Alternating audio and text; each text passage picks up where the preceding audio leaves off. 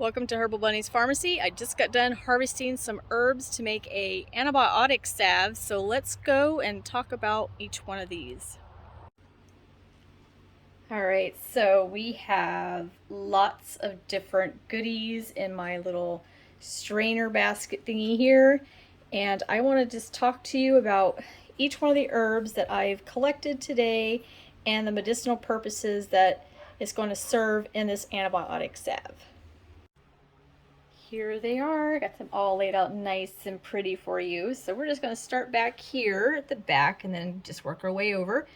This is called lemon balm. Lemon balm is a very good antibacterial herb. It helps with cuts, stings, bites. It also helps with your mood or anxiety if you want to take it in as a tea, but for topically, it's great for use as an antibacterial, anti-inflammatory. This here is flowering. Look at that, so pretty. This is thyme. Thyme is used as an anti-inflammatory, antimicrobial, antiseptic. It's for cuts, bruises, and scrapes that you can use topically. Also internally, you can use it for the same benefits, anti-inflammatory, antibacterial, and it makes an awesome, yummy tea. And it's great for culinary use as well. So pretty. This here is Mr. Oregano. Mr. Oregano is an antifungal. He's also an antiseptic. He helps to reduce swelling of insect bites and stings. Internally, he can help fight off all kinds of yeast infections, any other fungal infections, athlete's foot. You can apply it topically on your feet as well. You can make a infusion with some warm water and add some oregano and soak your feet to help with any athlete's foot. This funky fern looking guy over here is called yarrow. He is not blooming this year. You can use the leaves, but yarrow is great for stop bleeding. He's also an antimicrobial. He helps with skin irritations, sensitivity, any rashes, things like that. Very awesome. If you have internal bleeding, you can drink him as a tea. The flowers are really best for that, but as a topical, we can use the leaves and the flowers. But like I said, he's not blooming right now, so we're just going to use just the leaves. This magnificent beast right here is comfrey. Comfrey is a cell regenerative.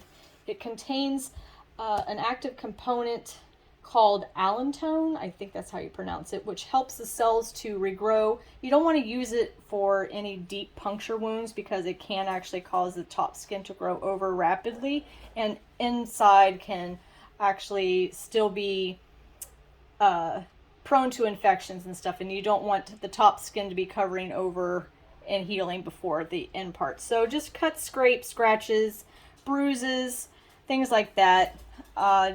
This has been used internally, but studies have shown that if you have any liver disease, I would probably avoid using this if you have a cirrhosis or any other type of liver issues if you're going to be taking it internally. But internally, it has been known to help rebuild bones and sickness and to just regenerate your body. But just do be careful if you do have any liver issues. This beauty right here is chamomile. Chamomile is awesome for your skin. It's also great internally, anti-inflammatory, antioxidant. It helps with soothing your skin, any rashes, stings, bites like that. I like to make it in a tea along with the lemon balm as a relaxant and for any anxiety. The last herb that I have collected actually just kind of grows rapidly. It sticks to you if you ever see this plant out. They get little teeny tiny flowers on them. Focus. But he's very distinctive. He has a lot of these little prickly hairs up and down. They don't stick, like poke you, but it will stick to your clothes, so that's how you really distinguish him. He's been used as a diuretic herb, but you can also use this on your skin to help with any skin irritations, with insect bites, bruises, scrapes, things like that. It's a cooling herb, so we are going to add that into our lovely mix for our antibiotic healing salve. Now, because these are fresh plants, we want to make sure we can get out as much moisture as possible because it can lead to molding of your salve, and we don't want to do that. So I'm going to be using my little dehydrator. This is something I got from Walmart years and years ago for like 20 bucks. I'm talking like 15 years ago. It still works. You can buy the fancy ones if you want to, but I'm going to use what I've been using all these years. So I'm just going to put these on here. Typically, when I'm drying out herbs for storage, I will let them dry completely where they're like crumbly and stuff. I'm not necessarily going to do that with these ones. I'm just going to probably let them be in the dehydrator for just a couple of hours to get most of that moisture out, and then I'm going to be infusing it into some olive oil. So let's go ahead and stack them on the trays. Okay, so I'm going to be doing the lighter ones on the bottom and then have the comfrey on top since he's got thicker leaves. If you're actually going to be drying these out to put them away in storage, you don't want them really overlapping on top of each other, but since I'm just trying to take out most of the moisture, it's okay to kind of lightly let them overlap. And then we're going to do that. And the top tray. Just like that. There is an herb setting. I know mine's a little bit worn off, but it is 95 degrees, so we're just going to have it at 95, and we're just going to plug it in. And like I said, I'm just going to let this run for just a couple hours, check on it, make sure that most of the water is out of the herbs, and then I'll show you the next step. Alright, so I got everything dried. Actually, my comfrey got a little bit too dry than what I was expecting, but that's okay. It's still going to work out. But everything else kind of dried as I expected it to. See, it's not crunchy, and it's still got a little bit of softness to that, so that's perfect. Same way with over here. Now my cleavers, it did get a little crunchy, but that's okay. So you're going to get a jar of choice. It can be as big as you want, so I'm going to be making a lot of this, so I wanted a rather large jar. You want to make sure it's sanitized, sterile, and very, very dry, and we're going to start packing our herbs into the jar. Put in a comfrey, put in some thyme, in goes our yarrow. This smells so good so far. Some of the lemon balm. There goes our German chamomile. The cleavers. Get in there, get in there. And in goes the oregano. So I'm just going to lightly pack the herbs in each jar. You don't want to like compress it too much because the oil that we're going to put in here needs to get around all the plant material, and if you compress it in there, it leaves it a good chance of molding. So we want to make sure we do have space and air around the herbs. And now we're going to pour in an oil of your choice. I'm going to use olive oil and probably avocado oil. You can use sweet almond oil. It may get expensive with the sweet almond oil, but I do like sweet almond oil. So, and you can also mix it. You can do a little bit of almond oil, some coconut oil, sweet almond oil. However you want to do it is up to you. So we're just going to go ahead and fill the jars all the way up to this first rim here with oil. So once I fill it up with oil, I like to kind of mix it around a little bit to make sure the oil is evenly distributed throughout all of the herbs. And then you want to make sure everything is below the oil line so that the ones on top doesn't start forming any mold. And we're going to actually put the lid on this, and then we're going to shake it up. And you'll want to do this several times a day, at least for the first few days. And you're going to let this sit. We're going to put a date on here. We're going to write what is in the jar. That's very important, so you don't forget, especially if you're like me and have tons of stuff just sitting around. You're like, oh, what am I tincturing? I don't know. So you definitely want to make sure you put the date and what the item is. And you're going to let this sit for about 4 weeks. And shake it like the first week. Like if you think about walk by, set it somewhere in out of the sunlight. And if you remember, pick it up, shake it a little bit for at least the first week. All right, there we go, and we will see you in 4 weeks.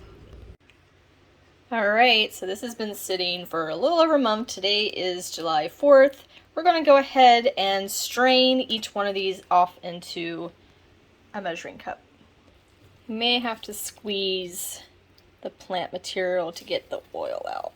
If you have one of those things that actually compresses it, that would be best, but I'm old school. All right, so I just did 1 jar for right now, but it's about 3 cups of oil, and I'm going to strain it again because there are a little bit of seeds. Okay, so for every 1 cup of oil, you want to use 5 ounces of beeswax. So we're going to be doing 15 ounces of beeswax, and I'm just going to use this white beeswax that I got off of Amazon. All right, there's my 15 ounces of beeswax. Now we're going to add it to the oil. I'm just going to add a little bit at a time so that way it will melt better and faster. So I forgot to mention, you want to do like a double boiler. You don't want to actually put your oils and your wax directly into the pot. You want it to, so I put water in this pot because I don't have a double boiler. I do, I just don't know where it's at. And I put my oils and my wax in here to let it melt slowly, because otherwise it'll boil or cook the stuff off of the oils if you actually put it in the pot, and you have a chance of burning it. So double boiler, very important. All right, so we're going to add 60 drops of lavender essential oil, 30 drops of this lemon essential oil, about 1 teaspoon of vitamin E oil, about 30 drops of rose hip oil, and about 40 drops of tea tree oil. Make sure you stir all of your ingredients very well. You can use any size jar of your choice. I like to use glass because it doesn't have all the chemicals in it that the plastic does, and I get the amber colored ones because it helps to protect it from sunlight, because the sunlight can break down your herbs and it won't last as long. So the choice is up to yours.